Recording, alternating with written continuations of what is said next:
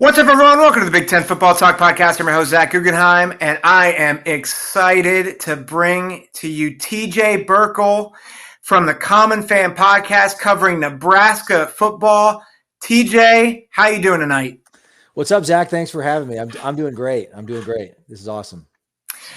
Now, I'm going to say the fans of the podcast know I've already done a bit of a dive into Nebraska, but I'm really excited to get your insight into the history of the program and even the expectations post spring. There's some pretty high expectations. Joel Klatt is excited about you guys. But maybe before we get into that, TJ, just tell us, where can we find you? Yeah, great. Thank you for the for teeing me up for that. So it's the Common Fan Podcast. So you can find us on YouTube. If you search Common Fan, you might get some tutorials on like how to install a ceiling fan or something like that. So search Common Fan Podcast on YouTube. And you can subscribe to our YouTube page. You can find us on Twitter at Common Fan GBR. And then, of course, we're on all the major podcast streaming platforms. We're on Apple, Spotify, Amazon Music. We're on Pandora, iHeartRadio. So you can find us in a bunch of different places, but it's the Common Fan Podcast. We are a Husker football podcast by the Common Fan for the Common Fan is how we bill ourselves. So just having lots of fun with the podcast and getting some traction as well. Yeah, we were talking a little bit off beforehand, 7 months in, and it seems like it's growing, and you're connecting with Nebraska media members and the former Nebraska football players. Adam Carricker, right? We've talked to Carricker. We haven't had him on the show yet, but we recently had Johnny Rogers, the first Nebraska's first Heisman Trophy winner, a couple of months ago. That was super cool. That's fun. We've had other former players. We've had a number of Nebraska media members as well. Some heavy hitters: Mitch Sherman with The Athletic, Evan Bland with the Omaha World Herald, Tom Chattel with the World Herald, Zach Carpenter with the Nebraska Rivals site. So I'm sure I'm missing some of our dear friends here, but so it's been super cool, and it's been awesome, as you can probably relate, Zach. It's been awesome just how responsive people have been and willing to share their time, right? So that's been really, really appreciated. But it's allowed us to kind of dive in and really cover some angles of the team from the fan perspective, but also getting that media lens as well. That's really cool. So if you want in-depth Nebraska coverage, check out the Common Fan Podcast. Don't look at ceiling fans. Common Fan Podcast. So here I have two questions. And make sure to subscribe on YouTube so you don't miss any of the fun, frivolity, and Husker football obsessing of the Common Fan. Awesome. So I have two questions off the bat. Yep. First question, and this is probably a very ignorant question. What does GBR stand for? I see it all the time, and I'm like, what in the world is GBR? It's very simple. I'm here to enlighten you, Zach. It's just Go Big Red.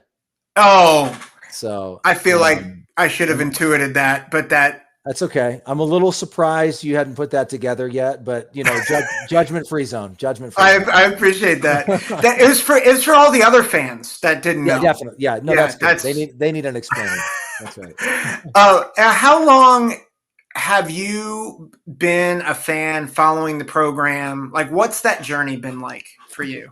I was born and raised in Lincoln, so I mean, it's an illness that we're all born with. It's part of growing up in Nebraska. My dad grew up as one of 8 on a farm outside of David City, Nebraska, and so I grew up to stories of him telling me about his first Nebraska game. He went to a Catholic school, and one of the priests, who was one of his teachers, invited him and a couple other guys to go to a game, and he thought his dad wouldn't let him because it was harvest season and he needed the help on the farm. But I think it was probably because somebody from the school and a priest asked, and he said he let him go. And so I grew up to stories like that. I grew up on stories at the game of the century, Nebraska, Oklahoma, 1971. And so just so many, so many, it's before you can even talk, you're surrounded by it. And then of course, when I was growing up in the 90s, we were winning in my teenage years. We won national titles in 1994, 1995, 1997. And even before that, Tom Osborne was the head coach from 1973 to 1997. They never won fewer than 9 games. We were always, competing for the conference championship, often winning the conference championship. Played for other national championships over the years that we didn't win, but we were in the mix. We were just always a top 10 or 15 program. We were always playing in New Year's Day bowls. We were regularly winning the Big 8 conference back then. It was the Big 8.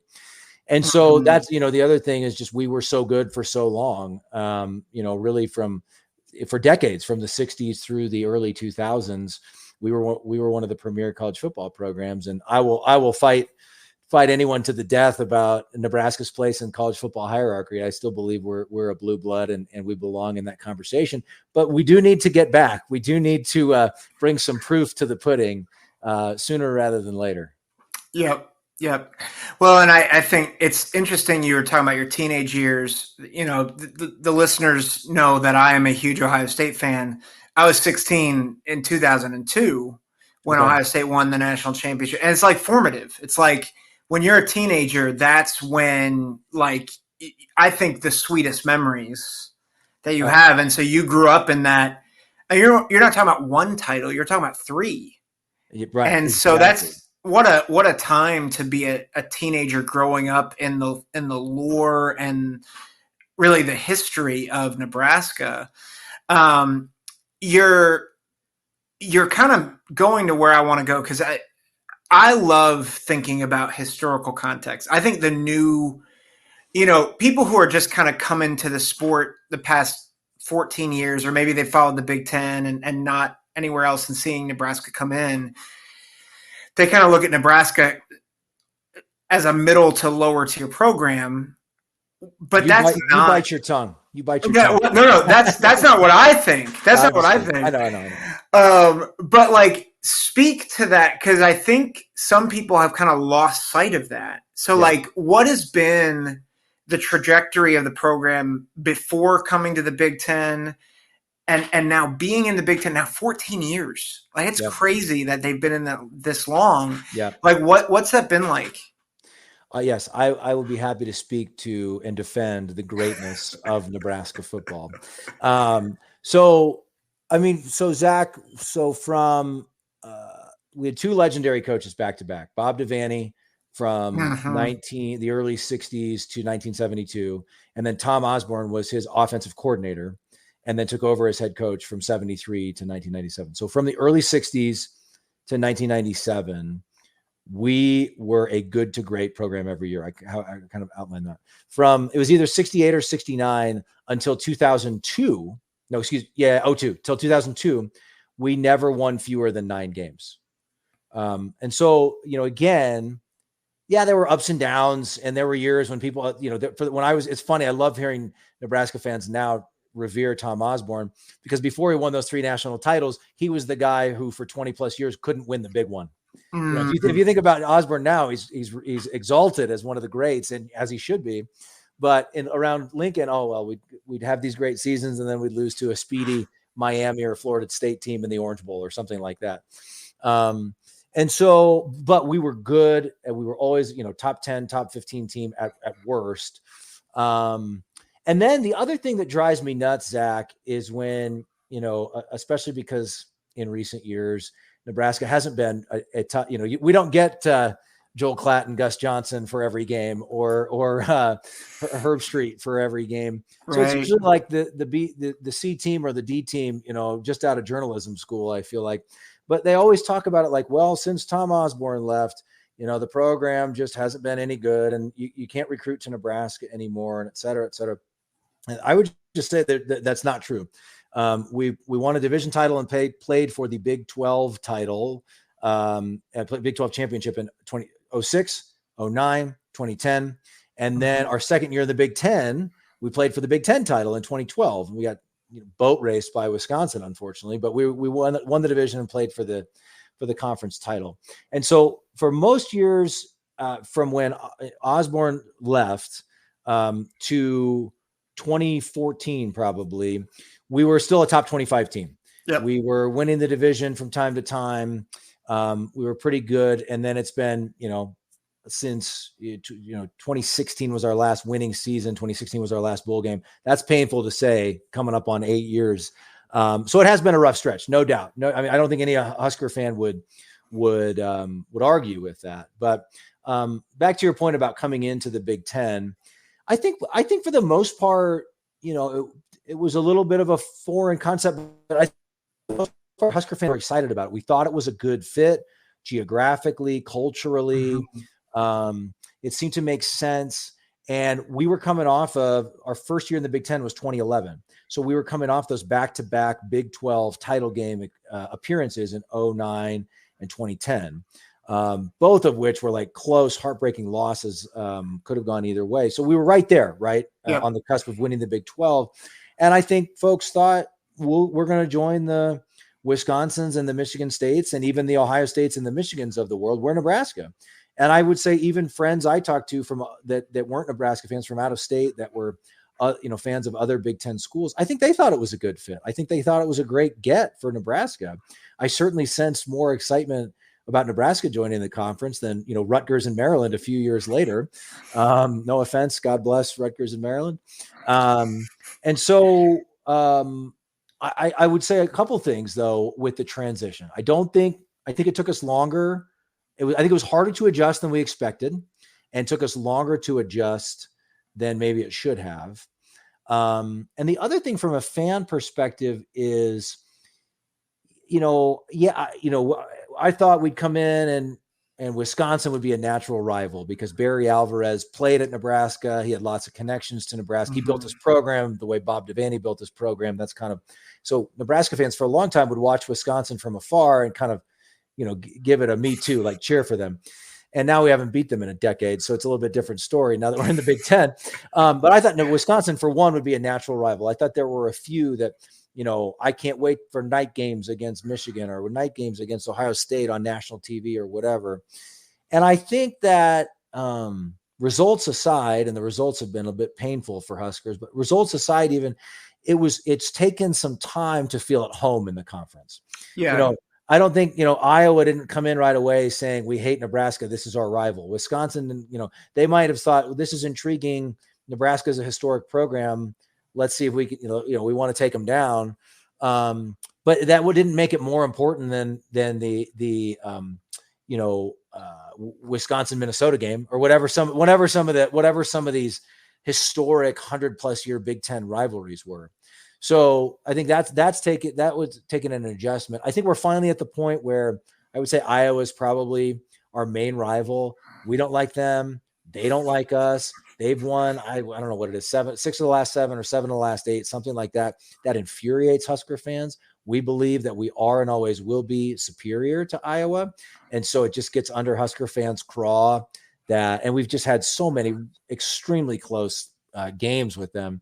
So, but I think we are to the point, in 2023, we ended 4-8, but we beat Iowa and kept them out of the Big Ten championship. You have to have some games like that mean something and that have you have to build that history to develop these rivalries. I think we're finally kind of reaching that point, but I don't think the transition to the Big Ten has gone as anybody thought it would. Yeah. Well, I remember when I found out that we got Nebraska, I was like, that is the perfect fit. Like they are. And I think, to your point about Rutgers and Maryland, I grew up in Jersey, so I'm like, I have a particular affinity for Rutgers. Sure. But like that was very clearly for the demographic and the media rights. Like that was very clear. Nebraska was very much about, this is a power program, a blue blood, and we are getting like a really quality program. I think to your point, I think 2 things happened when Nebraska came in. I think you guys came in on kind of the low point of the conference, like Ohio State and Penn State, both. Definitely. Like they were both on sanctions or like controversy. Or about to be. Yeah. Exactly. Yeah, about to be. And then all of a sudden there was a very quick upswing, right? Like Urban Meyer gets hired at Ohio State. Penn State recovers very quickly. D'Antonio elevates Michigan State. And then by 2015, Jim Harbaugh's at Michigan. Yep. And so like I think if Nebraska came in 2006, like and Bo Pelini, like I think people miss this. Bo Pelini, as fiery as he was, and some people didn't like the fire, like he was a darn good coach, and like what was multiple 9-10 win seasons that he had. Yeah. He also never won fewer than 9 games. Yeah. Right? So go ahead. I'll let you finish the thought. Well, I think Nebraska came in at an interesting point because I think between Bo Pelini getting fired and kind of the very quick upswing of the conference, I think I agree. I think it became hard. My other thought, and I'd be curious to hear you interact on this. I'm in Penn State country, and Penn State fans often feel like the Big Ten screws them over and over.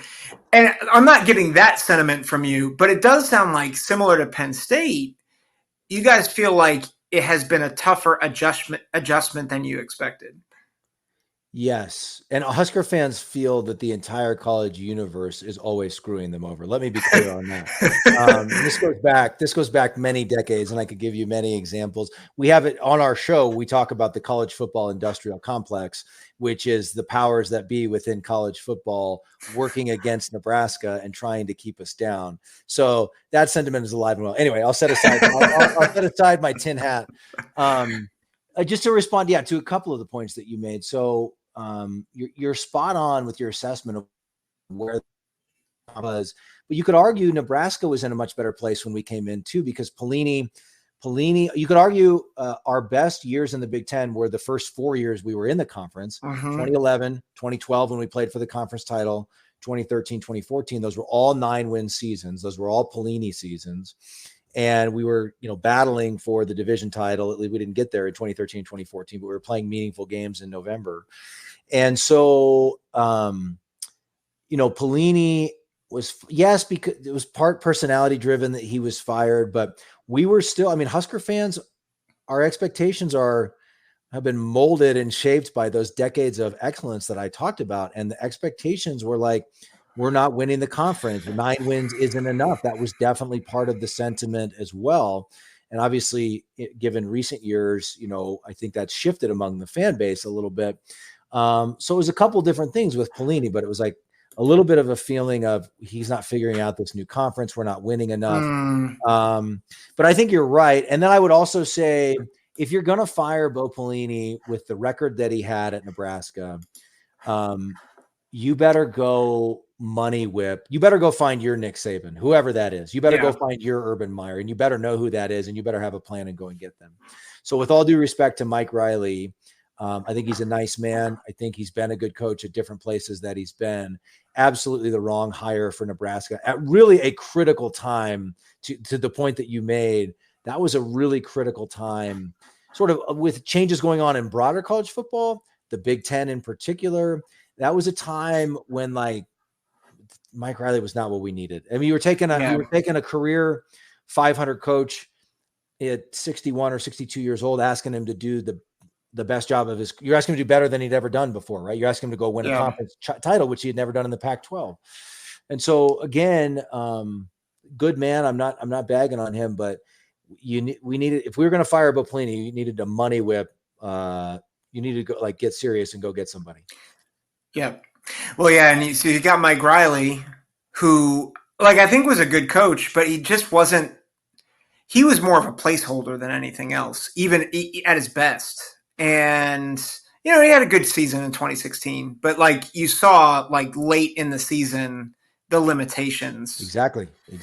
And then, Scott Frost made all the sense in the world, but it was like the swing and miss. And yeah, I'd be curious to hear your thoughts about Scott Frost. Yeah, I think Frost is that's the hard one to swallow. That's the one I think that I'll never, it'll never not. Excuse me, I had to mute and cough there for a minute. You're good. It'll never not be shocking to me that the Frost era did not work out. He's coming off a 13-0 season at Central Florida. He's coach of the year, conference title, played in a New Year's Day bowl game at Central Florida. not even a winning season, not even a 6-6 bowl season in the Yeah. Frost era. Just completely shocking. So I think there's a sense in the fan base that, okay, we fired Frank Solich, another 9-win coach who played for a conference, who won a conference title and played for a national title. We fired Solich after he won, I guess it was 8 games in 2003. The Bill Callahan era didn't go well. We bring on Bo Pelini. We feel like Pelini gets us back pretty close to where we want to be, but not quite enough. So we fire Pelini, bring in Mike Riley. I think when we fired Riley, there's still a sense among the fan base. Okay, we've had a couple blips on the radar. We've had some good years too. You know, every program, Alabama's had some dips. Oklahoma's had some dips over the years. Ohio State's had dips over the years. We're not in, terrible territory yet. And we weren't. Like, that's again, like we had a couple, 2 losing seasons with Callahan. No, maybe 1 losing season with Callahan. Anyway, 1 or 2 with Callahan, 2 with Riley. But it was sort of like we're still winning more than we're losing. We're still in the top 25 more often than we're not. We're still relevant. And so the Frost thing was like, now we go. Now we're going back to greatness, right? Yeah. And I don't know. I mean, I think it was, he talked about bringing the high-flying Oregon Chip Kelly offense to Nebraska and combining that with old school Husker power. And I think that spoke to a lot of Husker fans. But I just think he wasn't able to bring in enough athletes to run past. He wasn't able to do Chip Kelly things against Big Ten defenses, right? Yeah. Like only like Ohio State and maybe in a given year, Penn State or Michigan can bring in athletes and do that, right? So the offense never really got to the point that I think Husker fans thought and hoped it would. And then he just didn't prioritize. You saw the switch in year 1 of Matt Rhule, where we were a top 15 defense in a lot of categories. And I think if you prioritize that, and if you bring in the right defensive coordinator, you can do that. And Frost just never, he had, his defense was more like bend, but don't break. They tried to emphasize turnovers, which we didn't, we gave away the ball too much on offense. We didn't take it away enough on defense. None of the formula was complementary. And then his offense was supposed to be quick hitting, score a lot, get the ball back to the offense, score again. The offense never really got there. And then the defense had a hard time getting off the field. So they were crosswise with each other. It never really worked. And then, Zach, I don't want to go too far down this rabbit hole, but you had some things come out after he was fired about some maybe discipline issues. Maybe discipline's not the word, but like with he himself as the head coach, maybe not showing up to some meetings, maybe being late to meetings. Yeah. I don't, there's also, I don't know what all the backstory is there. I don't particularly care, but I do think when you look at, we set some sort of record by far for 1-score losses, right? Within 8 points or less. We had so many games where we had a lead and couldn't hold it, or just couldn't get over the hump. And we lost and found so many creative gut punch ways to lose. I mean, I think that's the other hard part for Husker fans is, in some ways we feel like we've been far away, and in other ways we feel like we've been so close to having better seasons, right, in the recent past. And so at a certain point, you can't point to that was unlucky. The punter punted the ball the wrong way against Michigan State, or the quarterback made the wrong read. At a certain point, that's a culture issue. At a certain point, that's a discipline issue, and we didn't have it. And ultimately, and then, going into Frost last year in 22, he only lasted 3 games. Again, I don't know the whole backstory. I think his hand was forced. He brought in a new offensive coordinator. He made some changes on the staff. It felt like his heart wasn't totally in it then by that point. One of the explanations that I've tossed around, Zach, that I think makes some sense is I think they thought, there was a transition year. Year 1 was rough, but I think they thought in year 2, they had the formula. They did it at Central Florida, and they thought things were going to take off in year 2. And when they didn't, I think it meant so much to him he's from Wood River, Nebraska. He is the quarterback of the last national championship winning Nebraska team. It meant everything to him. Tom Osborne is a father figure to him. I think it kind of started caving in on him. I don't know if he didn't know what to do or what. And then it wasn't helped by the COVID season either. Yeah. Right. So 2020 was his third season. We had to play an entirely conference schedule. We opened with Ohio State. It was just, even going back to his first game against, was it Akron? I don't know why I think it was Akron. The teams ran out, they kicked the ball off, and before the first play was run, they called everybody off because it was lightning. And I've never seen this in a football game, Zach. It was like the craziest thing. The game ended up getting canceled. I mean, I'm sitting at home watching on TV, and they started the game. They did one play, the kickoff, and then they pulled everybody off, and the game never happened. And it's and then in game number 2 was against Colorado. Coulda, woulda, shoulda, but we had a late lead, should have won that one. But I think a lot of Husker fans think if we play the Akron game, that one goes well, we win that one, then we probably beat Colorado, then we don't lose to Troy, then we don't start 0-6, and like maybe the entire era is different. I mean, it just felt cursed from the beginning in some ways, right?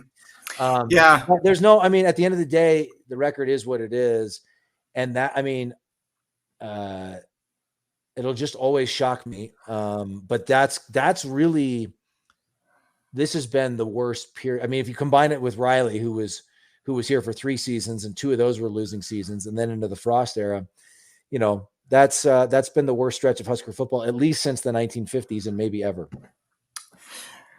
Yeah, and so let's move maybe more positively, because you just talked about nearly a decade of either bad fortune or culture problems or the laundry list. Joel Klatt just came out with his preseason top 25. He has Nebraska 22nd, which I believe is best for 6th in the conference, above Iowa, which certainly infuriates Iowa fans, above Wisconsin. That's unfortunate. Yeah. Ironically, the last podcast I had an Iowa guy on, Joel Kroshar, who's awesome, by the way. But better than Minnesota, better than Wisconsin. Really, that they are the best program outside of maybe the ones you'd expect, right? USC, Penn State, Oregon, Michigan, Ohio State. And there's a lot of pushback there. That being said, like I've never bought the hype with Scott Frost. Like I think I was calling for his head before the season even started in 2022. It feels very different this season, and I don't think it's just Dylan Riola. I don't think it's just, because it's Matt Rhule's second year, although I think that's a part of it. Why does the hype feel more justified? So let me say this. I agree with you that the hype is justified. I will also say Husker fans are better than anyone in the country at assigning ourselves the off-season national championship. we are always the off-season national champions. So let's be like, we always win the press conference. We always win the off-season. There you go. So this isn't necessarily new for us. This is we got a lot of rings from winning off-season national championships. So, but I do agree with you that it's different. I think it's a combination of several things. There's a strong belief in Matt Rhule. Okay. He's been a turnaround artist everywhere he's gone, at least at the college level. And the other thing that Rhule has done is, I think that to varying degrees, okay, in Lincoln, Nebraska, or in the state of Nebraska, it's a fishbowl when it comes to football. Sam McEwen at the Omaha World Herald always calls Nebraska football the state's chief cultural export. And that is true. And so, the guys who have been coached there reacted to that in different ways. But I don't think any of them have embraced it the way that Matt Rhule has embraced it since Bob Devaney, probably going back to the 60s. He is everywhere. He's going to local restaurants. He's going to he is going, and he's insisting his team go to other University of Nebraska sporting events and cheer on their peers. He's going to concerts. Zach Bryan just pulled him on stage when he was in Omaha. He's doing that sort of thing constantly. And he welcomes sort of the passion and the obsession that comes from the fan base. And so I think Husker fans see that, they feel that. And I think it can be a benefit if you're able to harness it and use it to your advantage, right? Yeah. So there's just a lot of belief in Matt Rhule. I think also, and the part of the belief is what we saw on the field last year, right? The offense was atrocious, 123rd in scoring offense, 117th in total offense. Some of that was we had some injuries in like fall camp, where we had one guy decide not to play football anymore, a couple other injuries. So the offense was basically totally different. And then Jeff Sims, the guy they brought in from the transfer portal, who was supposed to be sort of the starting quarterback, just wasn't very good. So they had to amend the offense on the fly. They were basically running the option like the old days for several games. So the offense was flat out bad, but the defense was really good. So we were number 11 in total defense, 9th in rush defense. We had a top 10 rushing defense, 13th in scoring defense. So he flipped the D like that. And almost all those guys are back, right? So I think there's a belief that the defense will be as good or better this year. And so all you have to do is, we said so many times, if our offense could just be average, we'd have 7 or 8 wins, right? And so I think there's a belief that Dylan Riola, according to some, number 1 quarterback recruit in the country, commits to the Huskers. Now he's on campus. That's a big deal. That's a big part of it. And there's a belief that he's going to be the starter. And, any thought of tempering expectations was put to bed after the spring game, where he looked very good. Of course, most of the top defensive players just didn't play in the spring game, so that could be part of it. But they also went and got Jamal Banks, wide receiver from Wake Forest. They went and got Isaiah Nair, wide receiver from Texas. So they got a bunch of guys. They got Dante Dowdell from a running back from Oregon. They went and got a bunch of dudes from the transfer portal. And then they have some young talent that they believe is going to take the next step. Jalen Lloyd was really good as a freshman wide receiver last year. He looked really good in the spring game.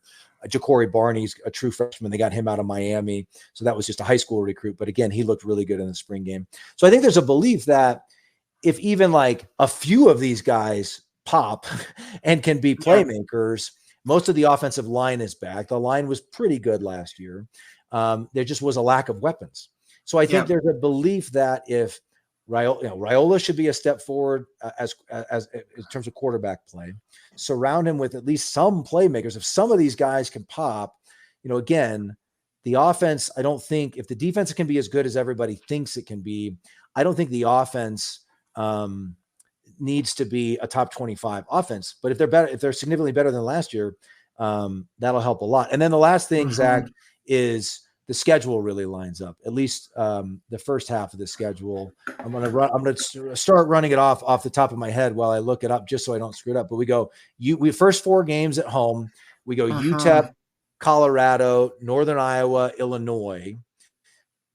And then we have our first, and let me tell you, there's a big belief in Nebraska that we're going to beat Colorado this year. So we can dive into that a little bit if you want to, but and then we're at Purdue, and then Rutgers at home, and then at Indiana. So those first 7 games before Ohio State, those first 7 games are games that you think we should either can win or should win, right? So I think there's a belief that the schedule lines up really well for us to be somewhere between maybe 7-0 or 5-2 going into the Ohio State game. Then it gets tough in the back half of the schedule. We got Ohio State, we got USC, we have Iowa, Wisconsin, we have UCLA. I think UCLA will be down.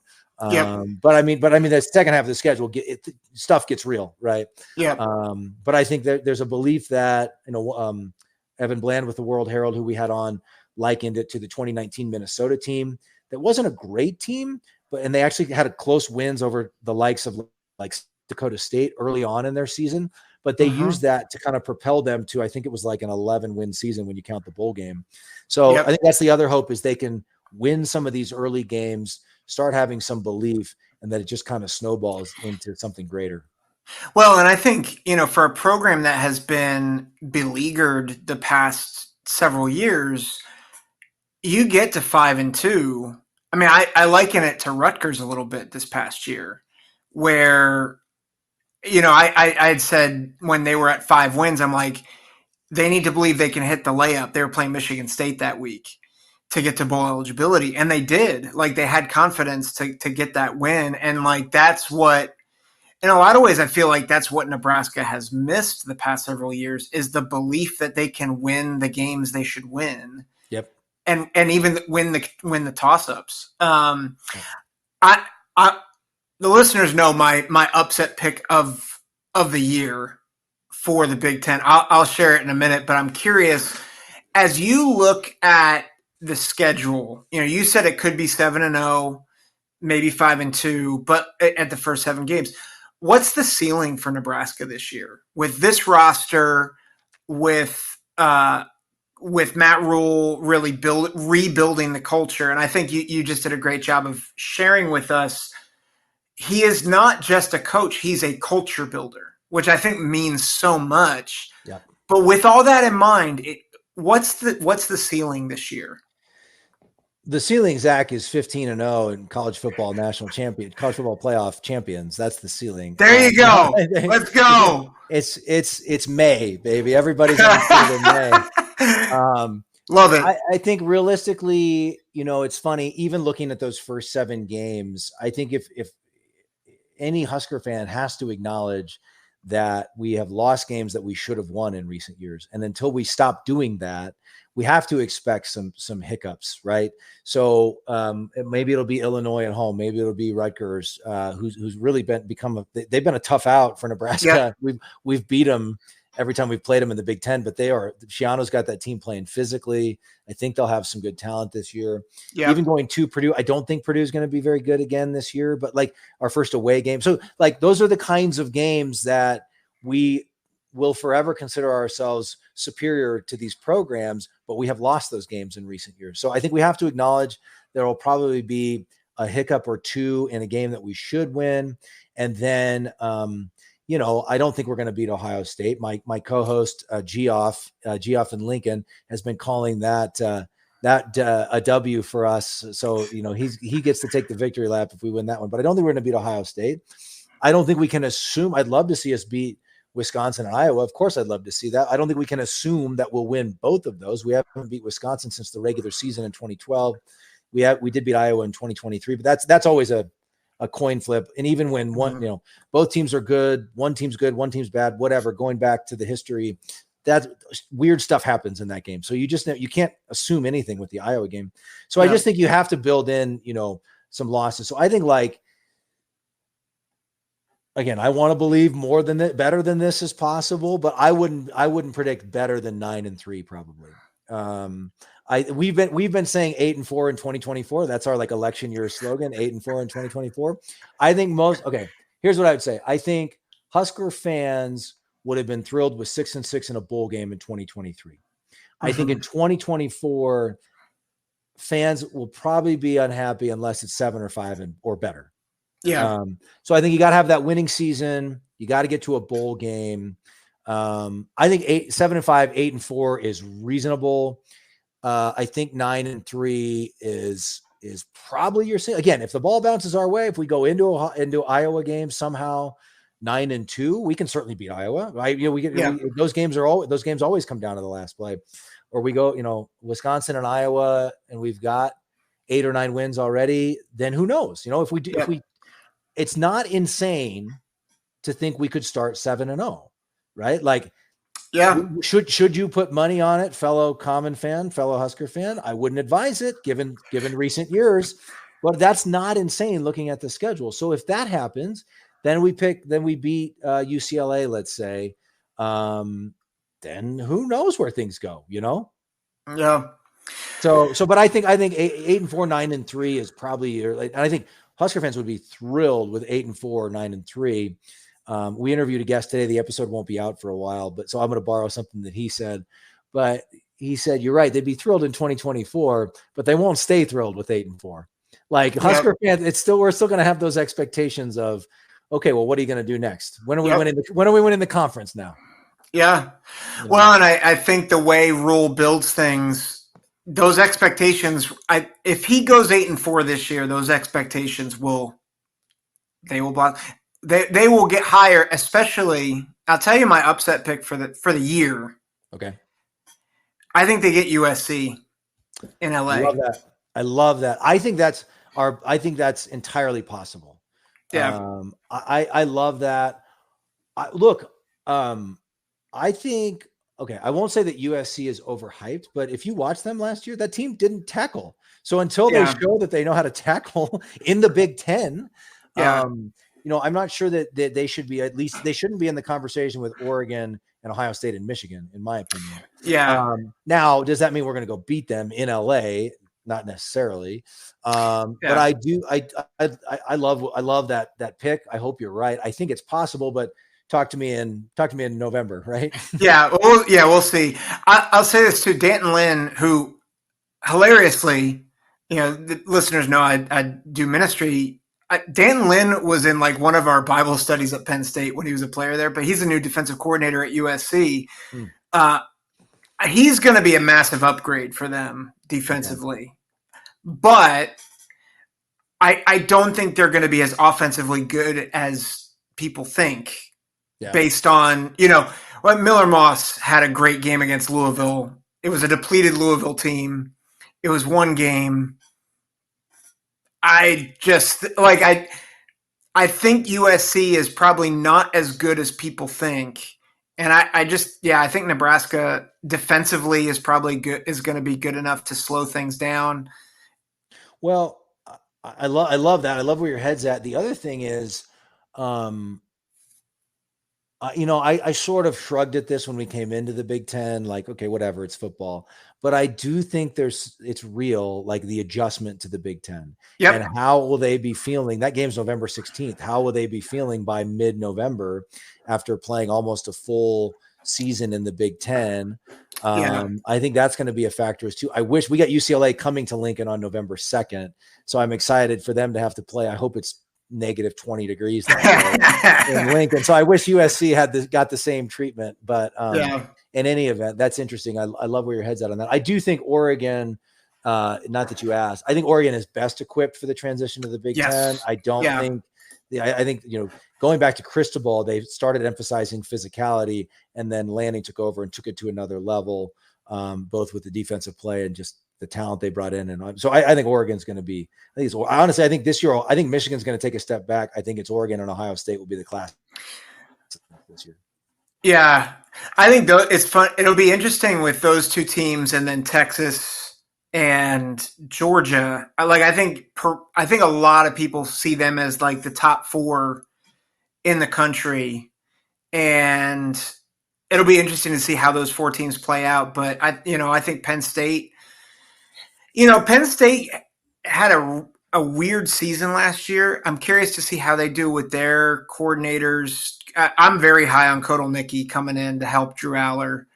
But yeah, I really agree with you. I think Oregon, more than the other Pac-12 teams, Dan Lanning with his experience in the SEC, I just think that's going to be the easier adjustment than USC, UCLA, and Washington for sure. Yeah. Well, and Washington kind of just fell apart. I mean, they just had, unfortunately for them, but I think it's going to take them a while to figure it out. Let me two more questions. One is maybe a quicker question, but this one I'm very curious about. You talked about adjusting to the Big Ten, and it was a longer adjustment. If I'm correct, Oklahoma has always been like the big rival of Nebraska, right? Like that rivalry has been big. Like, is there still a deep longing to bring back that rivalry, or has Iowa and Wisconsin and Minnesota, have they kind of risen up to that level, or is it still like, no, we want to bring back Oklahoma? That's interesting. I mean, Oklahoma is the historic rival, right? We used to play them every Thanksgiving weekend every year, and very often decided the Big 8 champion. Okay.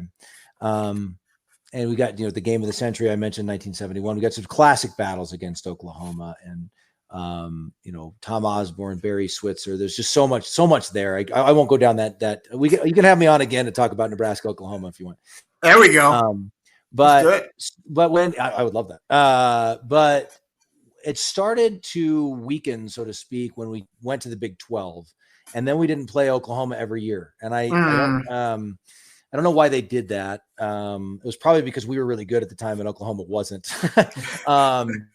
But so then Colorado kind of became our Thanksgiving, day after Thanksgiving game. And, that's that's a bit of a historic rival as well. And so now it's Iowa. I mean, I think when people talk about some of the old Big 8 or Big 12 rivals or Iowa now, Husker fans hate them, right? Like there's a hatred there of Colorado. There's a hatred of Iowa. With Oklahoma, I don't know that there's like a longing, there's a respect.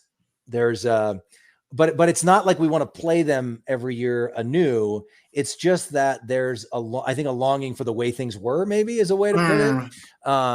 So though there's always that history there, but I think it's unrealistic that we will play them every year. I'm not sure Husker fans, I think we started letting go of that way back in the Big 12 era, I feel like, and it sort of lost some of its luster, but they're definitely like up there as the historical rival. But I think in terms of like a team that you play every year, a team that you want to beat so badly, you don't like them, they don't like you, fans go at each other on Twitter. It's definitely Iowa now. And it's funny because Husker fans believe that we are superior to Iowa, which we are. But so like, I think it annoyed Husker fans our first several years in the conference. Like now they're not our rival. Like we should be up with Ohio State, and Michigan or Wisconsin or whatever. And it's sort of like back to the point I made earlier about having trouble establishing history in the conference. I've always thought, let's just embrace it. If we can knock off Ohio State a few years and turn that into a rivalry over time, great. That's great too. But let's embrace all of the like, let's get history. We used to hate Colorado and Missouri and Kansas State and Oklahoma. Like it doesn't have to be just one team. Like right now, if our rival is Iowa, like let's embrace it. They are our rival. Let's let that's just fine for now.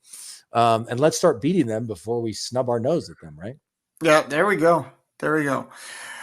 Last question. And this is more just a curiosity thing for me. What is a Runza? And why is it amazing?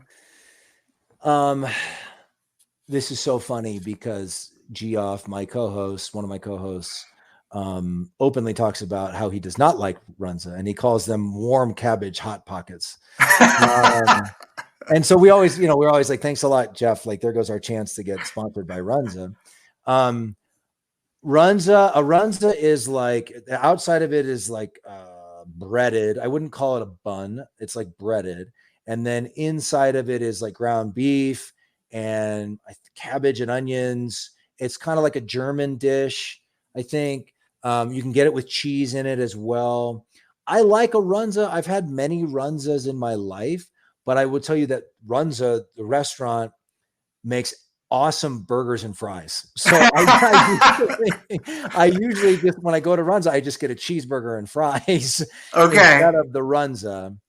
But I would try a Runza if you have the chance. If you're in Nebraska or you're somewhere and you see a Runza, I would say try it. It's well worth it. It's good, and you got to get both their fries and their onion rings are really good. So get yourself some fries as well while you're at it. So I didn't realize it was also a restaurant. I'd heard there's a really good Ohio State podcaster and journalist, Doug Maurice, who half the time he talks about food, which is why he's awesome. But also talks about Ohio State. But he was talking about Runza, and I just thought it was an item. I didn't realize it was a restaurant. So that's actually really helpful.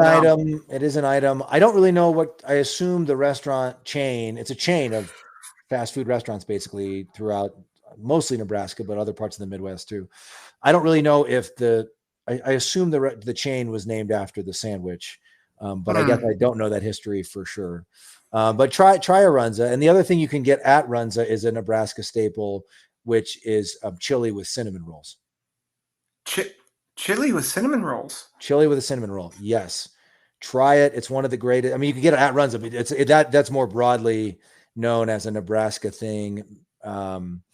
Maybe other parts of the Midwest try to claim it, but if you think about like the spice and the warmth of the chili contrasted with the sweetness and the gooiness of the cinnamon roll, It's just fantastic. And then there's different debates about, do you take a bite of the chili and then a bite of the cinnamon roll? Do you break off a piece of the cinnamon roll and dip it in the chili?